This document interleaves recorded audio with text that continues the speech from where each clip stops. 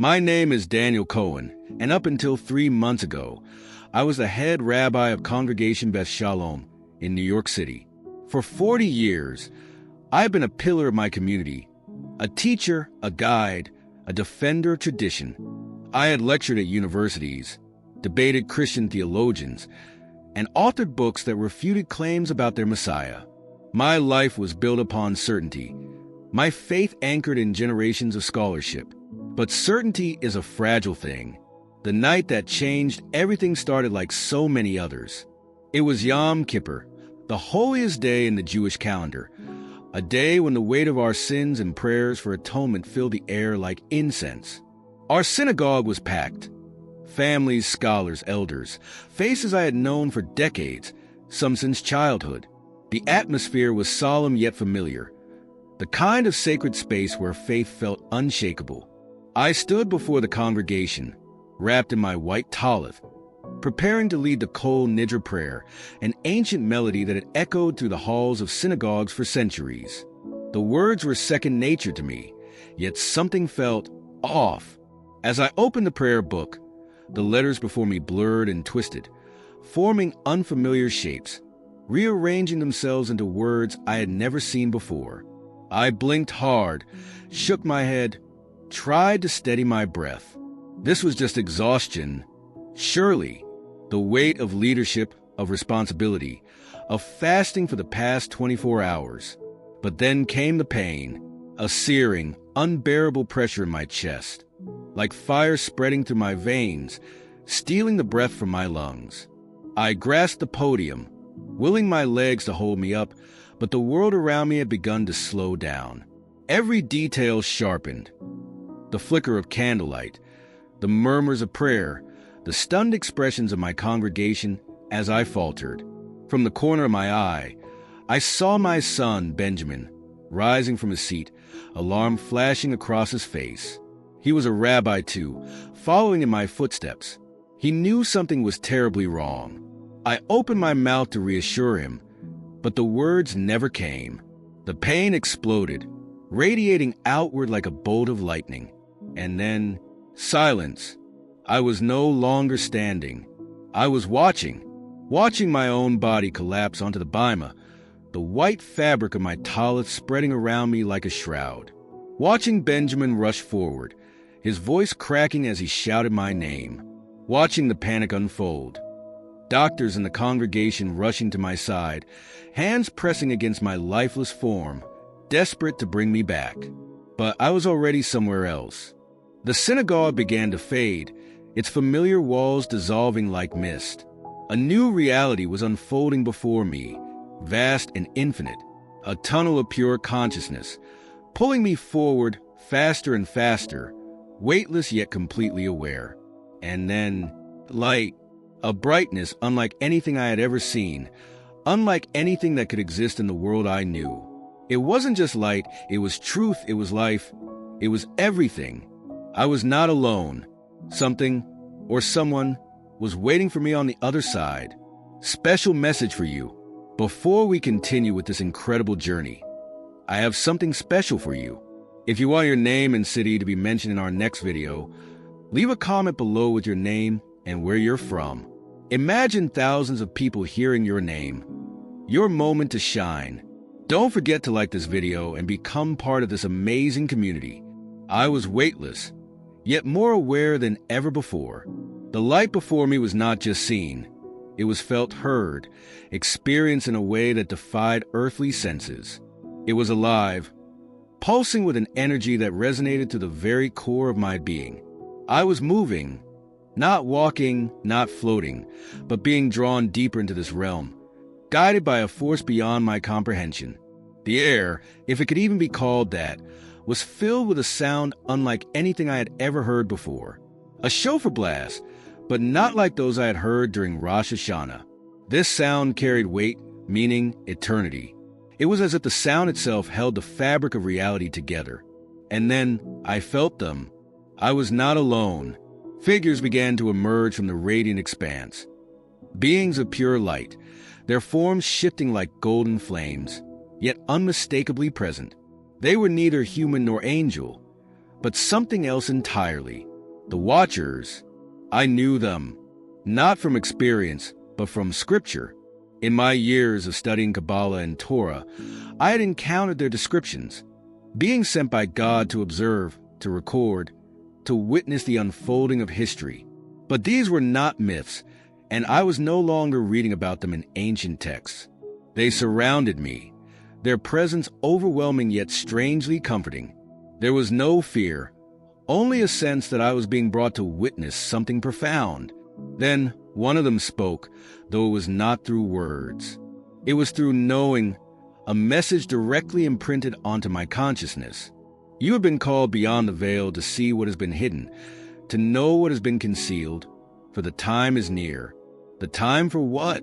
I wanted to ask, but before I could even form the thought, everything shifted. The brightness dimmed, and in its place, I saw something impossible. I was standing in a vast valley, stretching as far as the eye could see, and within it, countless souls. Some were standing, others kneeling, some weeping, some rejoicing. And then among them, I began to recognize faces. People I had read about in history books. People whose portraits hung in yeshivas and synagogues. Great rabbis, scholars, leaders. Men I had admired, whose teachings I had devoted my life to upholding. Yet something was wrong. Their expressions were haunted, their eyes filled with regret. It was not what I had expected, not from men who had spent their entire lives serving God. Then, a familiar figure stepped forward, a man I had met many years ago in Jerusalem, a revered Kabbalist, one whose wisdom had shaped the Jewish world. Rabbi Isaac Ben-Ami. His face was solemn, but his eyes burned with urgency. "Daniel," he said, his voice carrying across the valley, "we were wrong." The word struck me like a hammer. Wrong? About what? He continued, his voice filled with sorrow. "We taught what we knew, but we did not see. The truth was before us, but we rejected it." Behind him, the others nodded. Men whose names were revered, men who had shaped Jewish thought for centuries. And then I saw him, my grandfather, Rabbi Joseph Cohen, a man who had survived the horrors of the past, who had clung to his faith through war, persecution, and exile, a man whose teachings had shaped me. Tears streamed down his face. "We were blinded, Daniel," he whispered, "and we led others into blindness." His words were like a fire in my chest. I wanted to protest, to argue, to defend the life I had lived, the truths I had upheld. But in this place, there were no lies, no self-deception. I knew, with every part of me, that what he was saying was true. And then the valley trembled. The Watchers turned, their glowing forms kneeling as a presence beyond anything I had ever known began to descend. And in that moment I understood everything was about to change. The light intensified, growing impossibly bright, yet it did not burn or blind me. It was not like any light on earth. It carried authority, power, and a love so overwhelming that I felt my very soul tremble. The ground beneath me, if this place even had ground, shook as a presence beyond words moved closer.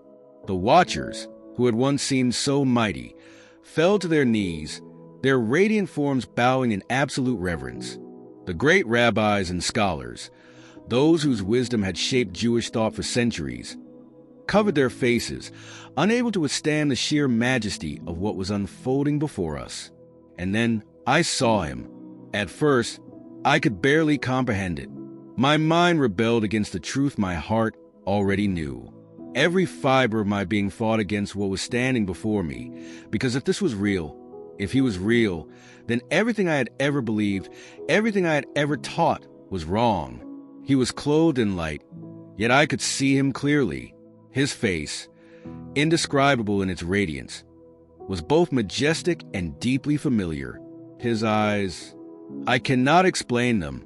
They held the fire of judgment and the tenderness of a father reunited with a lost child. They saw everything, every thought I had ever had, every word I had ever spoken, every doubt, every sin. And yet, there was no condemnation, only love, a love so vast, so all-consuming, that it shattered every defense I had built over a lifetime. But what undid me completely were the scars, the marks on his hands, his feet, his side, wounds that should not exist, yet did, wounds that I knew, wounds that my ancestors had denied, that my own lips had mocked, that my books had refuted. I could not stand. My knees buckled, and I fell before him, trembling, unable to do anything but weep. And then he spoke, not in a voice like thunder, not in a voice like fire, but in a voice that carried eternity itself. Daniel, son of Joseph, my name, but not just my name, my true name, spoken with a power that made my very existence tremble. You have been brought here because the time is short. His words did not need explanation. I understood them, not just with my mind, but with the deepest part of my soul. Something was coming, something that would change everything. I have watched over my people. His voice carried both sorrow and longing, but now they stand at the threshold of a great choice. I wanted to respond, to ask, to beg for understanding, but I couldn't, because I was weeping too hard. The weight of it, the reality of him, the truth of who he was, the years of denial and blindness, it crushed me. How could we not have seen? How could we have missed it? How could I, a scholar, a leader, a teacher, have been so blind? And then, he did something I will never forget. He knelt. The king knelt before me, and he touched my face, lifting my chin until I was looking into his eyes of fire. It is not too late. I sobbed, because I knew what was coming next. But you must tell them. I shook my head. No, they won't believe me. Tell them anyway. I opened my mouth, but the words would not come, because deep down, I knew what this would cost me. And then the vision shifted. I was no longer standing in the valley. I was no longer kneeling before him. I was somewhere else, somewhere that would change the course of everything. The light faded, and I found myself somewhere new. It was neither heaven nor earth, neither past nor future. It was a place of revelation, where truth was unveiled, where the veils of human understanding were torn apart, exposing reality as it truly was. I stood on what seemed like the edge of existence itself, overlooking a great expanse. Before me stretched a city, not just any city, but Jerusalem. Yet, it was not the Jerusalem I had known. It was magnificent, but in a way that made my heart ache. It was incomplete. Something about it felt suspended, as if it were waiting for something or someone. And then I saw the Temple Mount. At first, I didn't understand why my eyes were drawn there. But then, I saw movement, a disturbance beneath the surface, as if something hidden for centuries was about to be uncovered. And suddenly I knew something was there, something ancient, something that, once revealed, would shake the foundations of both Judaism and the world itself. The watchers were with me again. One of them spoke, though the words were more like a transmission of knowledge directly into my soul. What has been buried will be brought into the light. My breath caught. Before I could ask what they meant, the vision shifted. I was now in a council chamber, somewhere deep within Jerusalem. A group of men in black suits, leaders, scholars, rabbis, were gathered around a table, their faces grave. One of them held a document in his hands, trembling. His eyes darted around the room before he spoke. "We cannot release this." The others nodded, some in fear, others in denial. I leaned in, trying to see what they were looking at, but before I could, the vision changed again. Now, I was standing outside the Western Wall, and something extraordinary was happening. Crowds were gathering, their eyes fixed upward. There was a sign, something beyond human explanation, something supernatural. People wept. Some fell to their knees in awe. Others, those in power, looked on with calculating eyes, as if trying to figure out how to control the narrative. And then I saw him, a man, a figure, a leader who would rise at the perfect moment, promising to fulfill everything our people had longed for. He would seem to be the answer, but he was not. A voice, his voice, spoke behind me. Many will follow him. I turned, but there was no one there. Only the truth, raw and undeniable, settling deep into my soul. Everything was about to change, and time was running out. Special message for you. I have something special just for you. If you want your name and city mentioned in our next video, drop a comment below with your name and where you're from. Imagine hearing your name in front of thousands of people. This is your moment. Don't forget to like this video and become part of our growing community. I was falling, not in the way one falls from a height, not with gravity pulling at the body. This was different. I was being pulled through dimensions, through time itself. My very soul was being ripped away from the realm beyond, forced back into the frailty of my mortal body. Then, impact. I felt the crushing weight of my own flesh again, the unbearable tightness in my chest, the burning in my lungs, the deafening sound of chaos all around me. "He's back," a voice shouted. I gasped. Air flooded my lungs, burning like fire as I struggled to breathe. Blinding hospital lights shone down on me, the sharp scent of antiseptic filling my nostrils. The room was spinning. Faces hovered over me. Doctors, nurses, machines beeping frantically. I had been dead for 17 minutes. 17 minutes. But I had not returned the same man. I turned my head, the movement slow, heavy, and there, in the corner of the room, stood Benjamin, my son. His face was pale, his eyes wide with shock. "Dad," he whispered. Tears filled his eyes. I wanted to speak, to tell him everything, but my throat was raw, my voice barely a whisper. They were right. I managed. He frowned. "Ooh." I closed my eyes, fighting against the weight of what I had seen. The prophets. Silence fell over the room. I knew, even before the words left my lips, that everything was about to change, because I could not stay silent. I could not unsee what had been shown to me.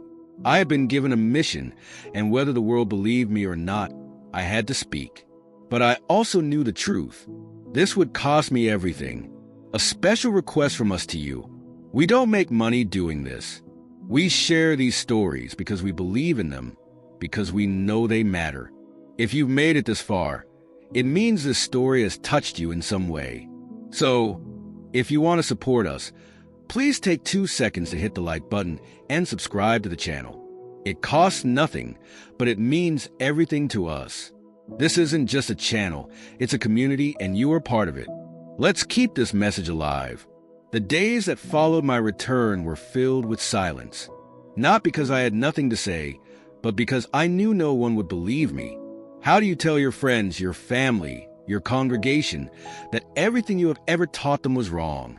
How do you tell them that the one they had rejected, the one I had devoted my life to refuting, had been the very truth we were searching for all along?